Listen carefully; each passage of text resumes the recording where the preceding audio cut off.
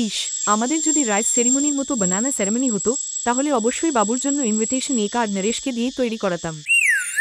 হা হা হা, এনাদের না হয় রাইস সেরেমনি নেই, কিন্তু আপনাদের তো আছে। আজই বুকিং করুন রাইস সেরেমনি ইনভিটেশন কার্ড।